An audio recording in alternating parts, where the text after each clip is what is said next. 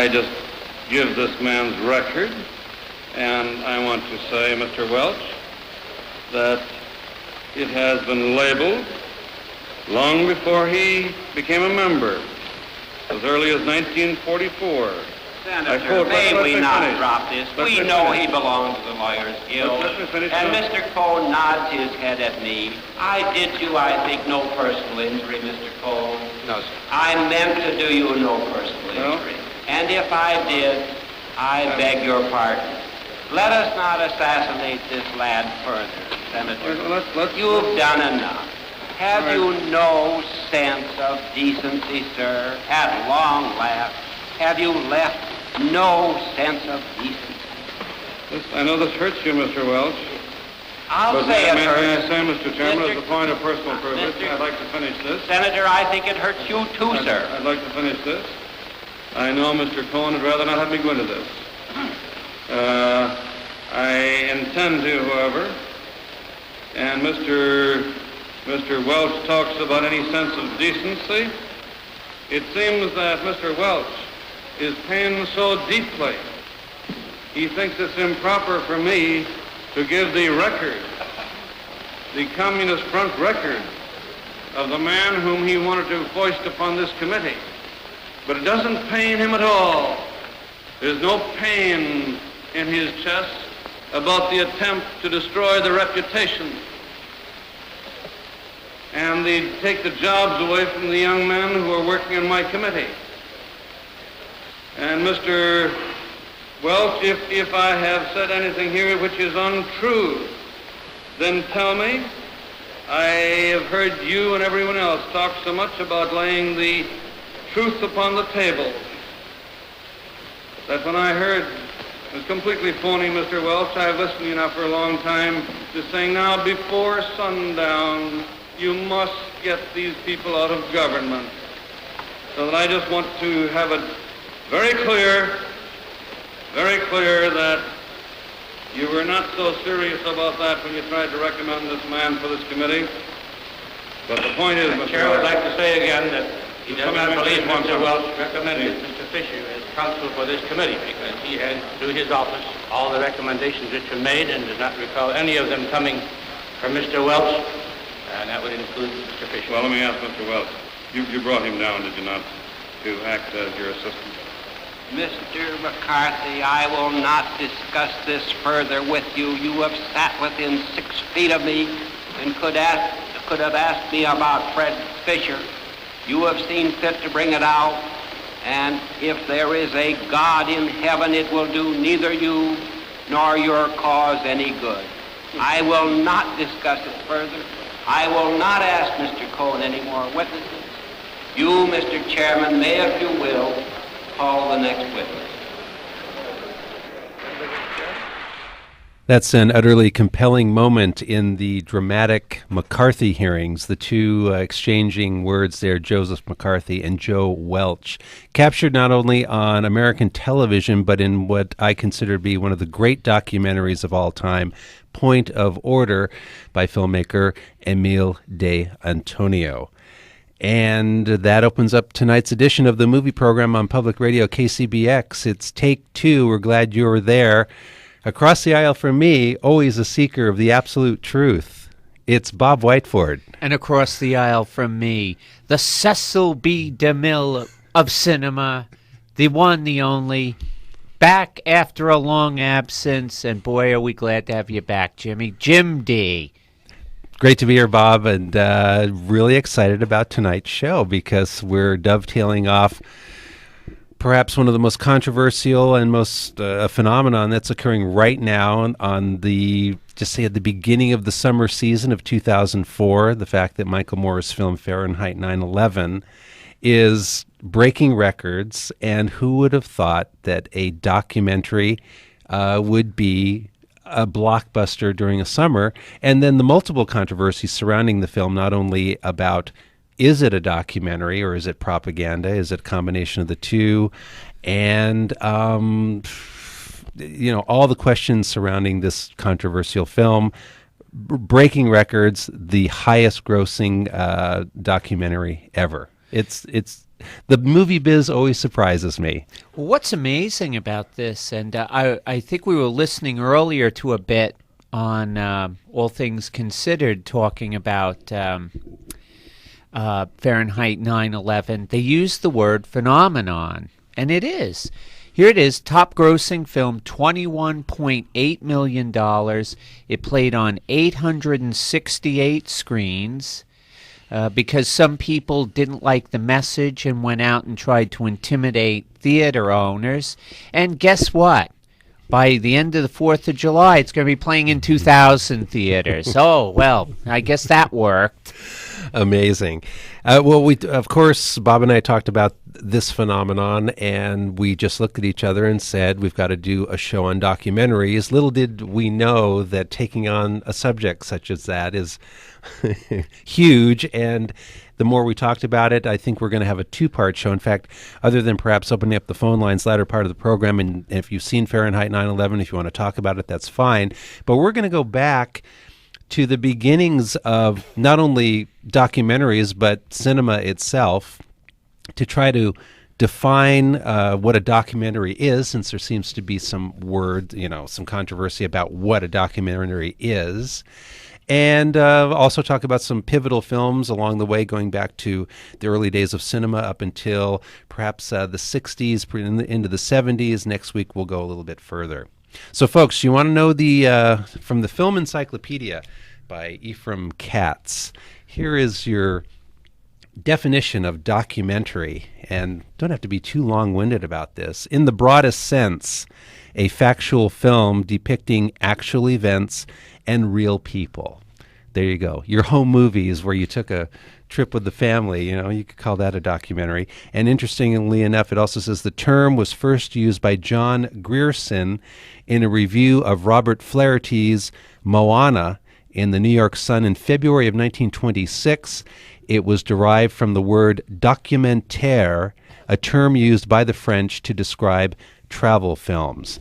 And the many theoreticians feel that a true documentary must communicate social ideas and values and aim to bring about a change for the better of social and economic conditions, but others see it as a form of artistic journalism that may cover a broad range of factual subjects, social, scientific, educational, and instructional, as well as recreational.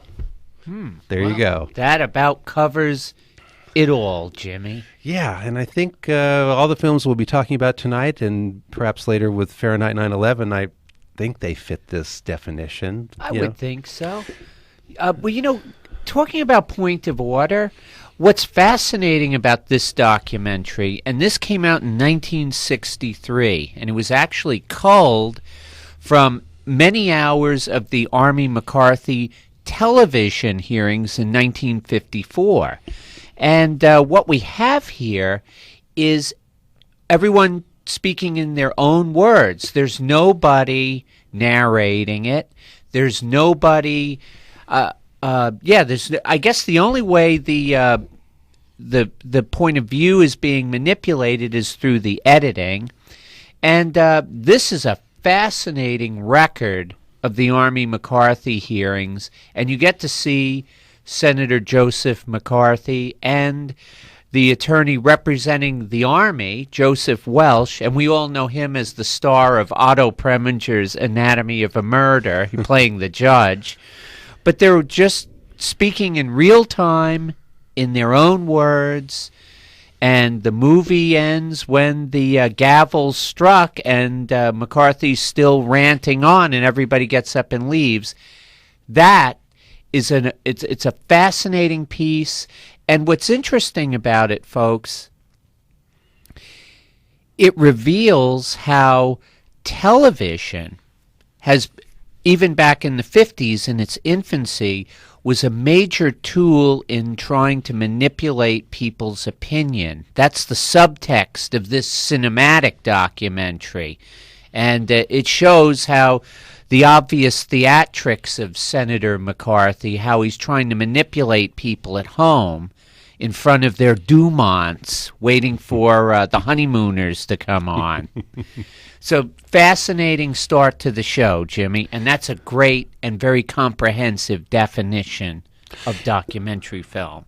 And I think the key, again, to point you in the direction of Point of Order, if you can rent it, is, again, the fact that this is pure documentary, I would say. As you said, perhaps the editing, but the editing just seems to, it's a chunk of the McCarthy hearings, no commentary, no voiceover, nothing. It's just what happened, and you have to sort of discern through your own feelings and emotions what was really going on there, which is perhaps a pure documentary. That's it's great to start off the show with. Plus, I like the way Joe stood up to Joe in that clip. Joe versus Joe. Who is the real Joe here? Bob, do you have no sense of decency, sir? No, of course I don't. That's why I'm on the show. Well, we can go back to the very early days. We mentioned the filmmaker Robert Flaherty, and perhaps one of the earliest documentaries that you are familiar with is the amazing record of Eskimo life by Robert Flaherty. It was made in 1922. No, that's incorrect. But anyway, Nanook of the North, which is a title you have probably heard of. It's one of the earliest documentaries, and it's one you can look for. That's available on video, isn't it, Bob? It sure is. As is Flaherty's other classic, Man of Iran. I think that's how it is, about fishermen in an island or a chain of islands. Is it off of Scotland or Ireland? I'm not sure which. I'm a little cloudy about that. But it's quite fascinating because here are these people living this their life hasn't changed for hundreds of years, and he shows up there with his camera and captures something that, I may have been on the verge of dying. He documented it. He was probably the first great documentary filmmaker that I can think of off the top of my head. Yeah, that's Robert Flaherty, Nanook of the North, Man of Iran. And going back to the earliest fields of documentary, you can talk about newsreels. In fact, you're capturing facts, you're capturing people and places in the news, and of course the expansion of that into perhaps a feature, into a way of life, like Nanook of the North or some of these other films we're mentioning. And through the decades, there have been documentaries that I feel in a very important way, not only can have their own feel, their own mission to show, to educate, but also reflect what's going on in society. In fact, we can move ahead not too much further, but to the Why We Fight series. Bob? These are fascinating, Jim, and I know we've actually hit on a few of these. In other words, John Huston's Battle of San Pietro was a part of that. John Ford's Battle of Midway, but the real star of the Why We Fight series, and folks, if you're talking about propaganda films, Why We Fight is probably the greatest propaganda films ever made. And this hero of the Why We Fight series was none other than Frank Capra, the great American dreamer himself. At the onset of World War II, as we've discussed at times on this show, we know that the movie industry was as big as the armament industry, and Hollywood's greatest filmmakers were drafted to make propaganda films. And Frank Capra's films really shine because what he did, which was so brilliant, was he took the great Nazi propaganda films done by Leni Riefenstahl, such as Triumph of the Will, Olympiad, and I believe she did one in called September 1939 about the invasion of Poland. What he did was he took prints of those, edited them into his own, edited them along with Capra-esque short bits of like some guy delivering milk and some talking to one of his neighbors, and they're all kind of concerned about what's going on over there. And you kind of get this Meet John Doe versus Triumph of the Will reality. And what he's doing is he's sending the German propaganda bullets right back at them and scoring an even bigger hit. In fact, we have a clip from a part of the Why We Fight series. It's done by Frank Capra. It's about the Battle of Britain. And just to preface this clip, this is when Britain was by itself. The Germans had beaten everybody but them. And the people are withstanding the ferocity of the German air offensive, the Blitz, as it was known then. And I believe it's Walter Houston is narrating. It sounds like Walter Houston in this one, and you need to listen closely to this clip. It's the audio is a little fuzzy, but this is a clip from the Why We Fight series, a documentary, and this one was from the Battle for Britain. In all of Britain, there was not enough equipment for one modern division. Only one tank for every 1,000 square miles of territory. Only one machine gun for every 1,500 yards of beach. Britain had a navy, too, but it was scattered all over the globe, guarding vital food and supply lines. And the British knew it would be suicide to use their fleet in the narrow waters of the English Channel with the German Air Force in control of the air. Britain also had an Air Force. An Air Force outnumbered 10 to 1 by the enemy, both in men and machines. And then there was Britain herself, the people of Britain, the people who were to be terrorized and forced to surrender. They knew that every man, woman, and child, in uniform or out, would be Hitler's target in the onslaught that might come at any moment. They knew they had a job to do, and not much time to do it in. The young, the not so young, and the old. The clerk, the butcher, the farmer, the member of parliament, they formed the civilian army, Britain's home guard. They started from scratch. And there we have it. And what's interesting about this, Jim, it's a nice blend of Capra-esque whimsy with anti-Nazi propaganda with some truth.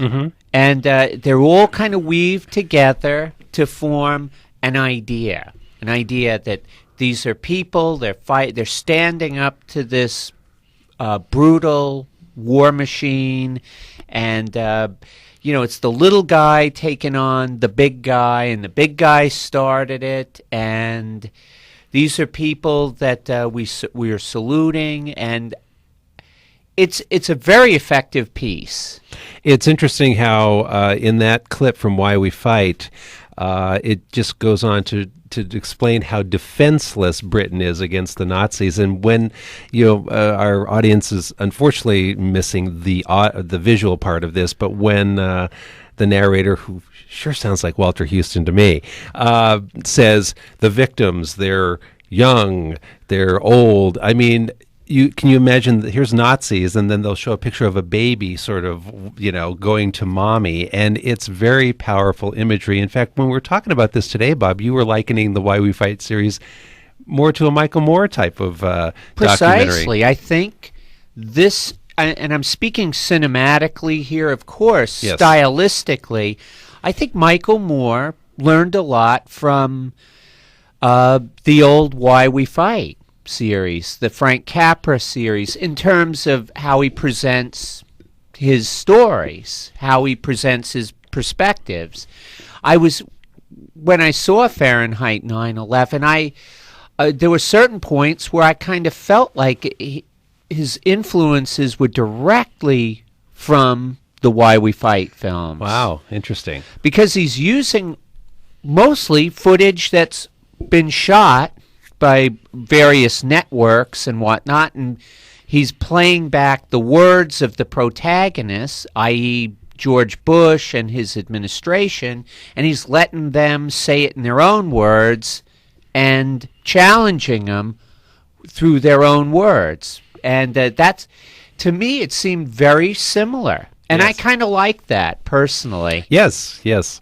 So, Bob, do you know how many in the series? You were saying the Why We Fight series was between 1942 and 1945, and I think there may have been about a half dozen. Ah. And most of them were directed by Frank Capra, but there were also segments that were directed by the great Anatoly Litvak.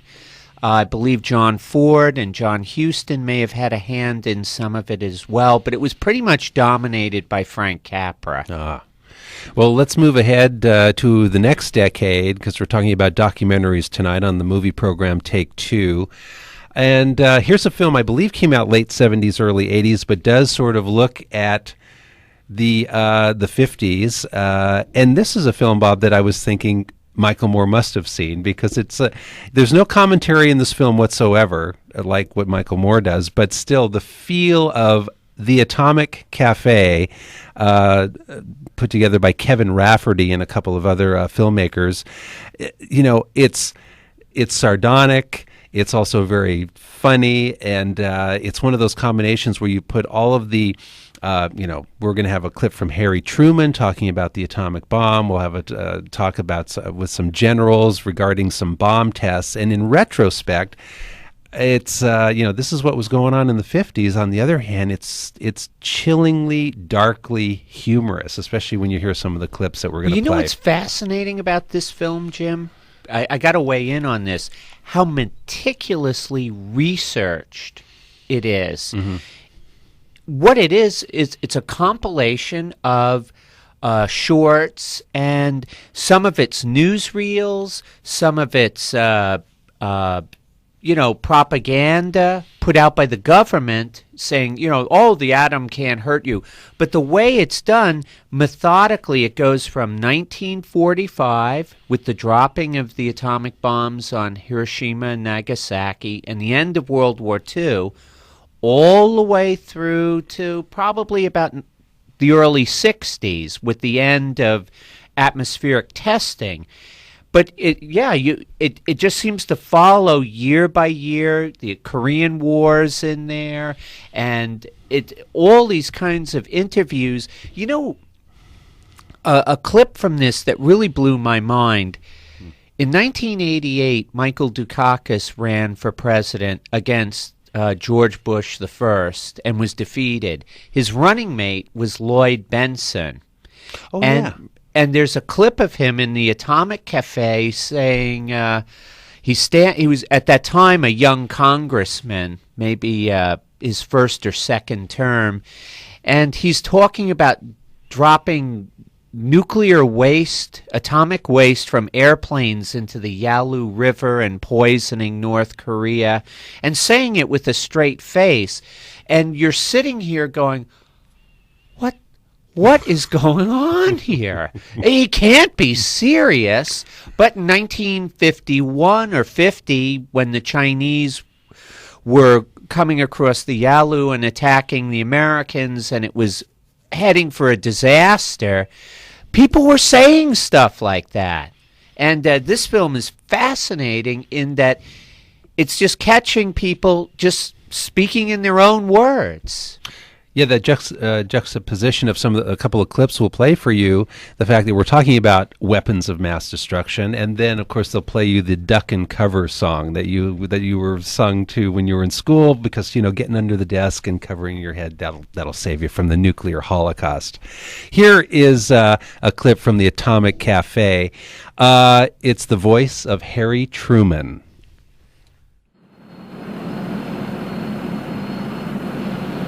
Having found the atomic bomb, we have used it. We shall continue to use it until we completely destroy Japan's power to make war. Only a Japanese surrender will stop us. It is an awful responsibility which has come to us. We thank God that it has come to us instead of to our enemies. And we pray that he may guide us to use it in his ways and for his purposes. Yeah, Bob. I just wonder what God's purposes are for the atomic bomb, but that's just a question I would have for Harry Truman. Well, what's kind of interesting about this is that piece, that clip took place August 1945. We were fighting what was considered a total war. This was the weapon that was going to bring the war to its end, and it did. The Japanese, for a variety of reasons, didn't seem to get the message after the first one, or they couldn't convince their leaders it really happened. Then the second one dropped. I mean, the loss of life was absolutely horrific. What's interesting about this in hindsight is we now know that Truman didn't even know about the bomb until maybe a week or so, couple of weeks before they were actually used. He was FDR's vice president, and he took over the reins when he had died in April 1945. And, maybe when he took over, the presidency, sometime thereafter, they just dropped an envelope on his desk and said, well, we've got this bomb. And he goes, expurlative deleted, what do we do? What is this? But it's fascinating. That's how people talked back then. Well, here's also how people talked back then. Here's another clip from the Atomic Cafe, and again, here's that black comedic sensibility about this film, and looking back at the way they talked about, in this case, nuclear testing. Here's an admiral talking about what will happen and what won't happen when the bomb is dropped on the atoll, the Bikini Atoll, and of course how we got the okay from the natives of the Bikini Atoll. Listen to this clip from the Atomic Cafe. The bomb will not start a chain reaction in the water, converting it all to gas and letting all the ships on all the oceans drop down to the bottom. It will not blow out the bottom of the sea and let all the water run down the hole. It will not destroy gravity. I am not an atomic playboy, as one of my critics labeled me, exploding these bombs to satisfy my personal whim.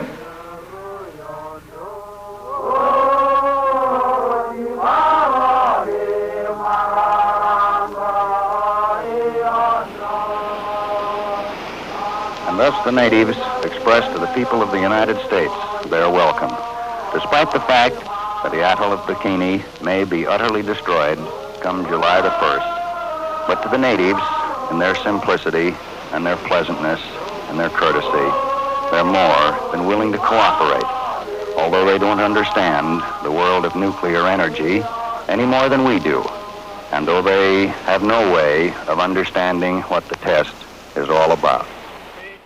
And I guess that was true of everybody involved in Operation Crossroads. Nobody really knew.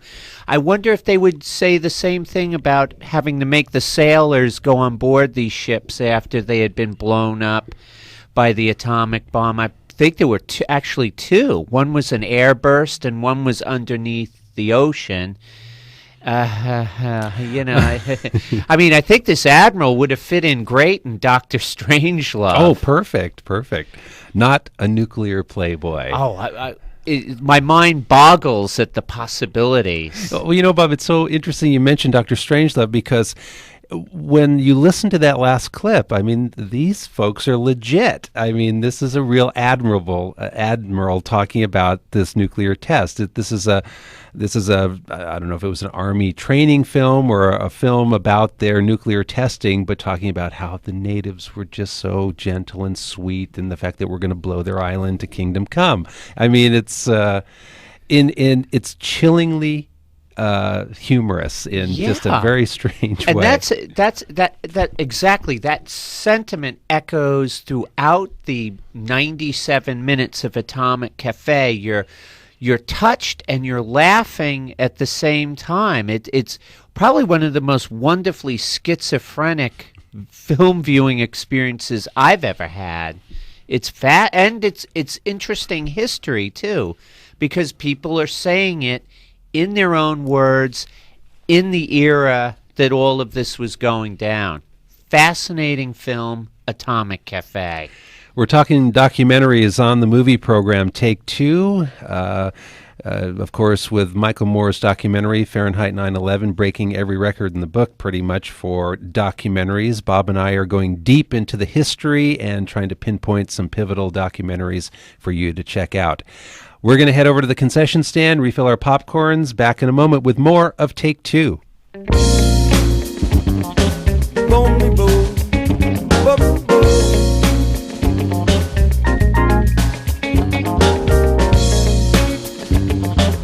I wanna go to the movie show, me and my baby. Come on, let's go. On to the movie show. Let's go.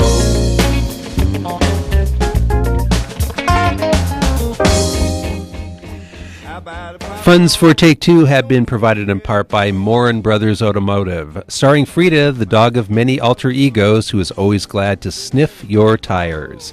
Moore & Brothers Automotive on Broad near Tank Farm Road. I love a movie show, I tell you, in black and white. I don't care what it is. I don't care how small the theater is. I don't care who's playing. I don't care how long they got popcorn and candy bars. We're back on Take Two with our replenished popcorns and more talk about documentaries. And before we continue our discussion on documentaries, I'd like to bring your attention to a simply fabulous film series presented by UCSB Arts and Lectures. It starts in a couple of days, June 30th, and just a great lineup of films in this series, including Roman Holiday, Bukowski, Born Into This. That's known about Charles Bukowski. They're going to be showing Eternal Sunshine of the Spotless Mind, Modern Times, Touching the Void, many others. For information on the UCSB Arts and Lectures Summer 2004 film series, they all take place Wednesdays at 7:30 p.m. at UCSB Campbell Hall. You can call 893-3535. Moving into the 60s, Bob, with documentaries and taking a look at an amazing decade. And what a wonderful segue to go from the atomic bomb to Bob Dylan in terms of, just a force of nature, if you will. Well, in thinking about the 60s, there's a number of really great documentaries. And of course, we're focusing on music icons. Of course, remember Woodstock occurred in the 60s. It's a great film document of what was happening at the time. We're going to look back to Don't Look Back. It's the documentary about Bob Dylan, which came out, I think, originally about 65. Mm-hmm. I wish I had the exact date, but an amazing document of this, at the time, up-and-coming singer and songwriter. I enjoy watching Don't Look Back every couple of years.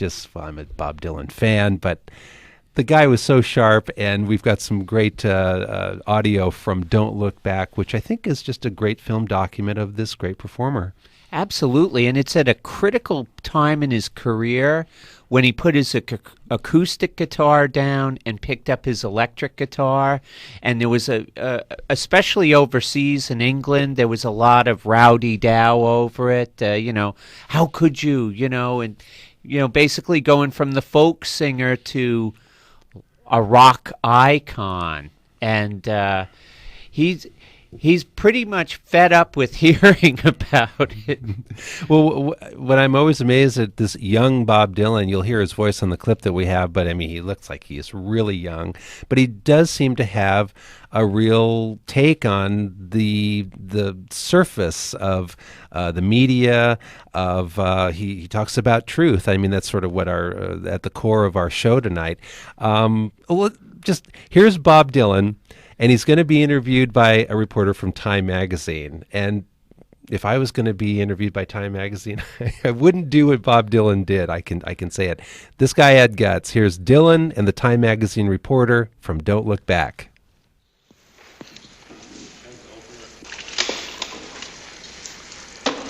Are you going to see the concert tonight? Yes. Are you going to hear it? Okay. You hear and see it, and it's going to happen fast. And you're not going to get it all. And you might even hear the wrong words, And then afterwards, see, I won't be able to talk to you afterwards. I got nothing to say about these things I write. I mean, I just write them. I got nothing to say anything about them. I don't write them for any reason. There's no great message. I mean, if you want to tell other people that, go ahead and tell them. But I'm not going to have to answer to it. And they're just going to think, what's this Time magazine telling us? But you couldn't care less about that either. You don't know the people that read you. Because, I've never been in Time magazine, and yet this hall is filled twice. And I've never been in Time magazine. I don't need Time magazine. And I don't think I'm a folk singer. You'll probably call me a folk singer, but, the other people know better. Because the people that, that buy my records, listen to me, don't necessarily read Time magazine. The audience that subscribe to Time magazine, the audience of the people that want to know what's happening in the world week by week, the people that work during the day and can read it, it's small, right, and it's concise, and there's pictures in it. I mean, those kind of, those a certain class of people, it's a class of people that take the magazine seriously. I mean, sure, I can read it, and I read it on the airplanes, but I don't take it seriously. If I want to find out anything, I'm not going to read Time magazine. I'm not going to read Newsweek. I'm not going to read any of these magazines. I mean, because they just got too much to lose by printing the truth. You know that. What kinds of truths are they reading? On anything, even on a worldwide basis. They just go off the stands in a day if they printed really the truth. What is really the truth? Really the truth is just a plain picture. Of what? For example? Of a plain picture of let's say a tramp vomiting, man, into the sewer, and next door to the picture, Mr. Rockefeller or Mr. C.W. Jones, on the subway going to work. Any kind of picture. Just make some sort of collage of pictures, which they don't do. There's no ideas in Time magazine. There's just these facts. Which too are switched, because even the article on what you're doing, the way it's going to come out, don't you see, it can't be a good article, because the guy that's writing the article is sitting in a desk in New York. He is not even going out of his office. He's just going to get all these 15 reporters, and they're going to send him a quota. One tough interview, that Bob Dylan. Boy, it's him uncensored. You're like a fly on the wall, and you're just there. You see him at his best, and you see him at his worst. You see the essence of the man, the artist, the human being. And this, I believe this was done by D.A. Pennebaker. That's right. Fascinating film. Yeah, that's such a great term you use, Bob, the fly on the wall the comparison, because the great documentary filmmakers, as in we just heard with Don't Look Back, it's sort of like there's this, you're almost voyeuristic. You're looking behind the scenes. You're seeing, as you said, whatever the subject matter is, warts and all, and fascinating. I'll repeat the word. Well, what's amazing about this film and why it stands the test of time so well is Dylan was and is, he's an icon. Mm-hmm. And to see him up close like that, and you feel it's euphoric initially to be that close to him, and then sometimes it's very uncomfortable and almost disappointing, like you want him to be this all-knowing and less cynical, but this is what he is. It's a fascinating... oh, God, there I go again. It is. I'm sounding like Leonard Nimoy here. Fascinating. Well, it is. It is. And let's remain in the 60s. There's a fine documentary called Berkeley in the 60s, and it's encapsulating the civil rights movement, the free speech movement, and... well, we'll call it the mess in Berkeley, as the governor of the time described. And I believe we talked about this, Bob, simply because this is a fine documentary that sort of encapsulates a movement and gets a lot of different aspects going on of what was happening on the campuses, what was happening in the country.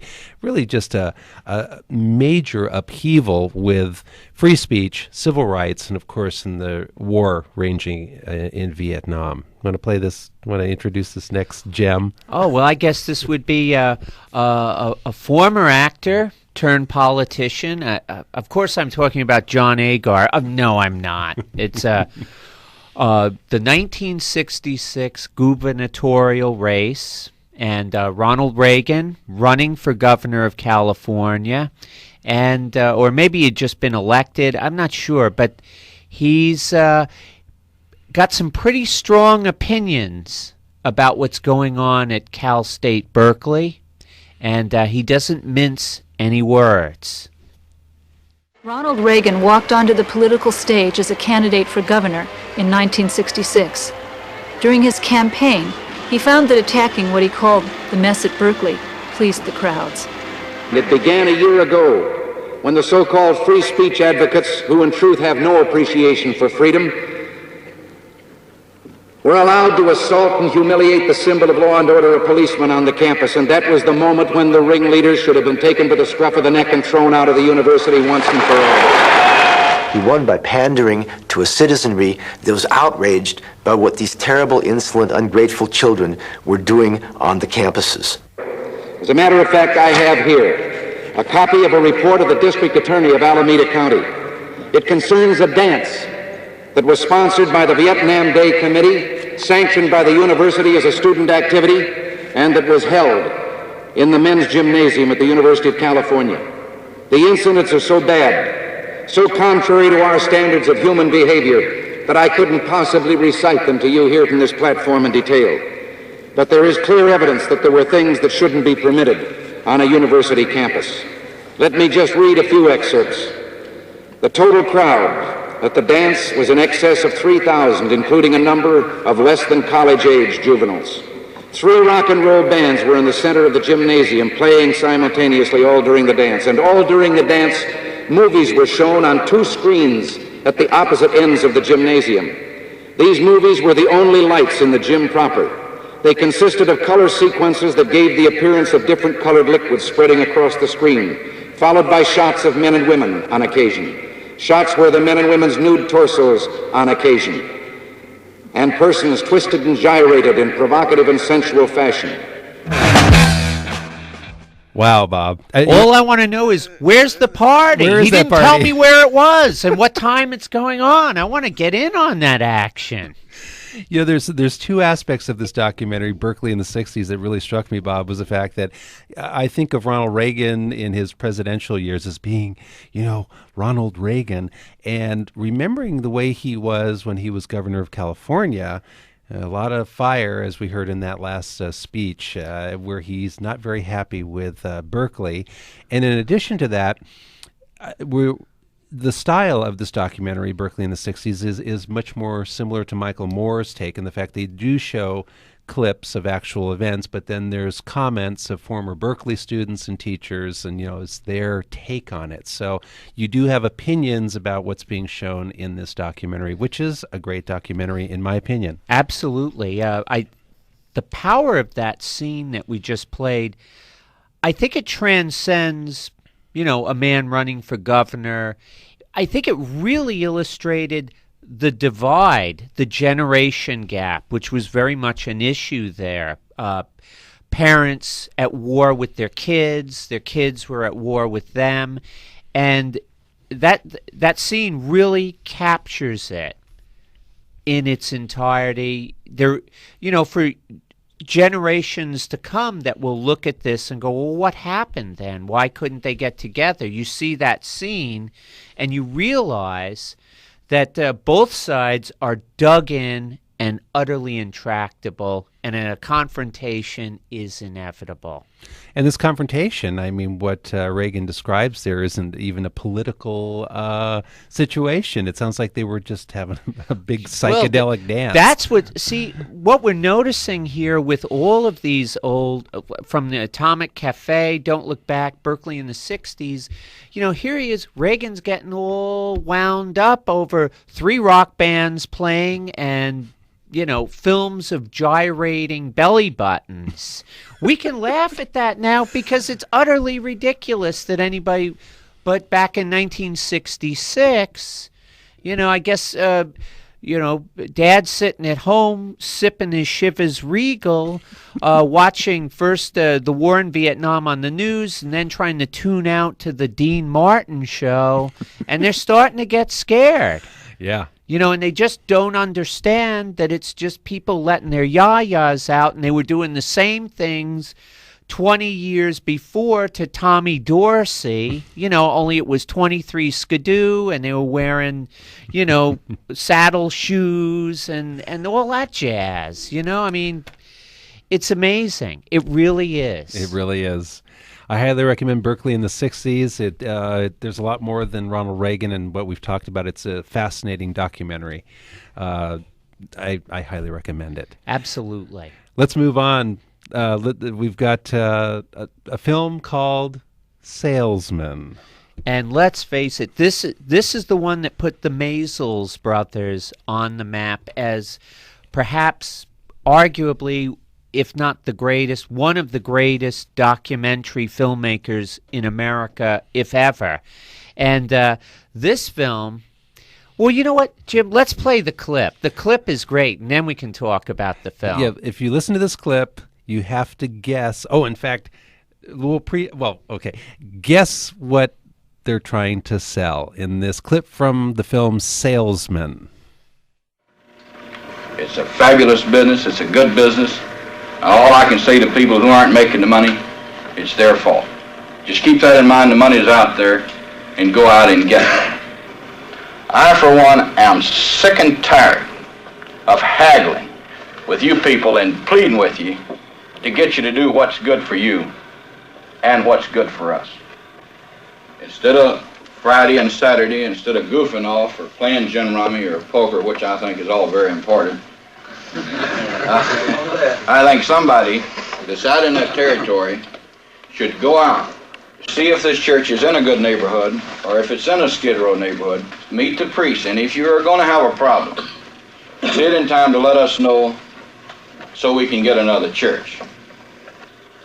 You would double your earnings, we would double our volume, and we'd all be a lot better off. Maybe you see some missing faces here. We eliminated a few men, not because we were mad at them, not because we didn't like them, not because we didn't need the few sales that they made, but it's a question of the sour apple spoiling the barrel. Certain guys have a habit of getting a couple of beers and flying off the handle and badging people around and throwing their weight around. I want to go on record, and I want to tell you all, the next man that gets off base with me, I'm going to tag him out. The ball game's over. You've got a job to do, and you go out and you do it. I thank you very much. I thank you for coming and for listening. They better applaud. Now, that's a clip from the film Salesman, and before we tell you what they were selling, and Bob gives you an interesting take on that scene from this film, another fascinating aspect of documentaries is you can get into territory that you had no clue existed. Next week, we'll probably get more into the documentaries of Errol Morris, a film like Mr. Death or Fast, Cheap, and Out of Control. And these documentaries are unlike anything else you've ever seen because they get into subjects that you couldn't even imagine. You go, well, you're going to make a film about this subject? Or you start making a film about a certain subject and it turns into something else. So go ahead, tell them, Bob. What were they going to sell in that? Well, I got to say it. It's about Bible salesmen, folks. And what's great about this scene in particular is that's the district sales manager coming and chewing out the salesman because sales are down. Not unlike how Alec Baldwin shows up and chews out Ed Harris and Jack Lemmon and Alan Arkin in Glengarry Glen Ross. In fact, both scenes, these are two of my favorite scenes in cinema. And, what's great about this scene is we were watching this today, and the camera pans around at the salesman. The empty seats of the guys who had a few beers and popped off and who are not there anymore are quite painfully evident. But the looks on the other salesman's face are priceless. Like you say, Jim, we're in a place we would never have imagined we'd be. The one look of the old timer, he must have been there for 30 years, kind of the Shelley Levine of Bible salesmen, that haggard, beaten look on his face while his cigarette's burning and he's kind of just staring off, is priceless. And then you have like a couple of the up-and-comers, like just staring at the boss while he's chewing them out, kind of ha ha ha ha, yeah. But most of them are just kind of world weary. They've heard it before. When was this film made, Bob? Now, I believe it was either 1965 or 1968. I can't quite remember which. But whatever year it was, these guys live in a twilight world all their own. Oh, yeah. All that's missing is Criswell. I mean, these guys are way out on a limb. Or the steak knives. You yeah. know? Yeah, they're definitely all bucking for the third prize, which is they're fired. Oh. Basically, this documentary follows them around as they try basically to save their jobs. The documentary is called Salesman. It comes from the mid-'60s. It is a fascinating document, if that could be the word used for the trials and tribulations of Bible salesmen. Absolutely. Amazing. Well, we're going to get one more clip in. We may be able to get to the phones just very quickly. There's an amazing documentary about the Rolling Stones. We were talking about the tumultuous 60s. Here's a documentary. It's called Gimme Shelter, which not only is a great document of the Rolling Stones in concert, but what turned into, shall we call, the death knell of the 60s, and the fact that what happened at their Altamont concert goes far beyond just watching a rock band perform. Absolutely. And once again, it's the Maysles brothers knocking one out of the park. This is an amazing document. Amazing, and you can see the fact that what they've started out to do. Let's film the Stones, and all of a sudden it turns into something far more apocalyptic. Let's say, and they're right there. The change of pace comes at Altamont, and they go right from the peace and love and how they record music and all this to they're Johnny on the spot. They see the change and they're right there. And for those who don't know what this is, it was the famous Stones concert, and the Grateful Dead were there, Jefferson Airplane, everything. But the Hells Angels were hired to do security. Utter chaos reigned, and one person killed at the concert. And it's captured on film too, which is quite nerve-wracking. And here is a part of this very tough document from Gimme Shelter. Listen.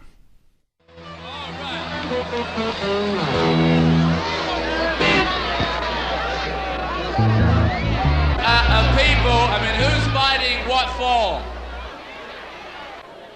Who's fighting and what for? Why are we fighting? Why are we fighting? We don't want to fight. Come on.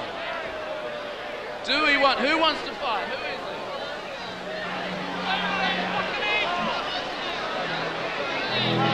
Hey, like every other scene has been cool. Like look, Cat, that guy there, if he doesn't stop it, man.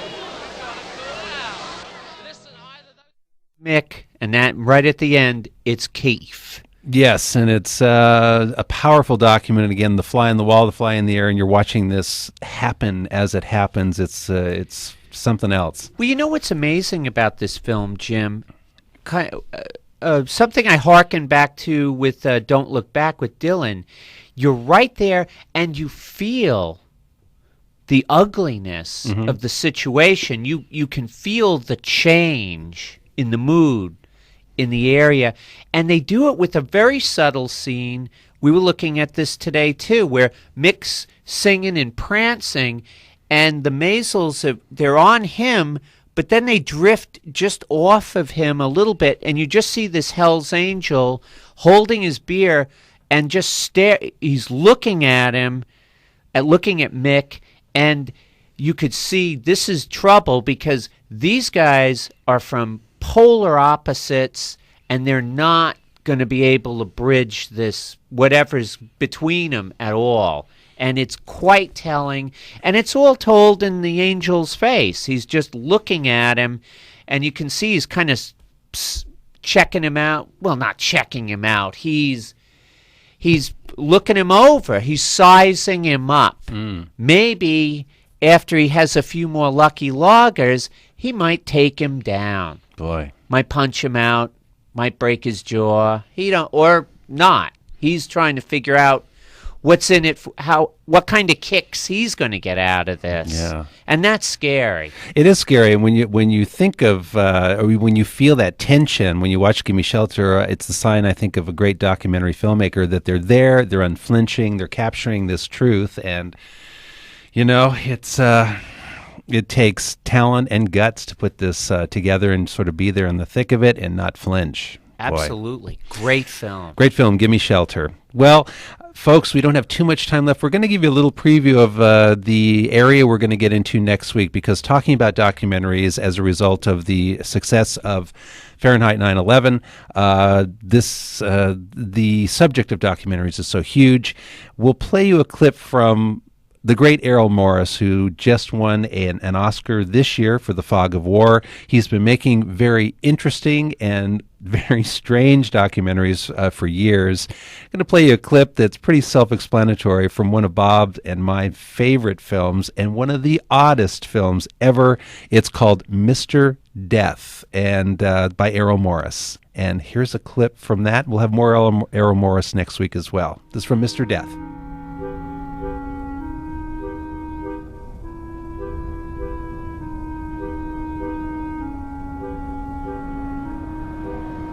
I became involved in the manufacture of execution equipment because I was concerned with the deplorable condition of the hardware that's in most of the state's prisons, which generally results in torture prior to death.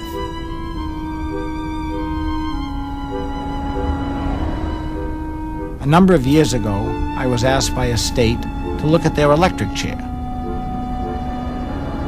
I was surprised at the condition of the equipment, and I indicated to them what changes should be made to bring the equipment up to the point of doing a humane execution.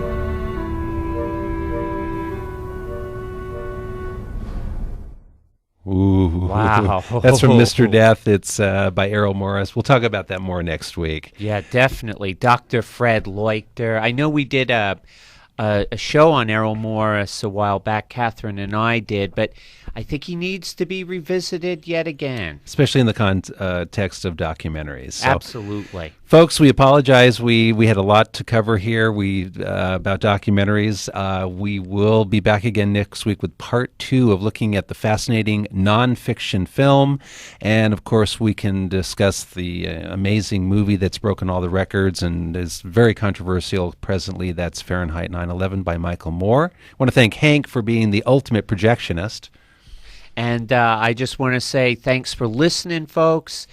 Check out Fahrenheit 9/11 if you get a chance. It's worth a look. And we'll catch you back here next week on Take 2.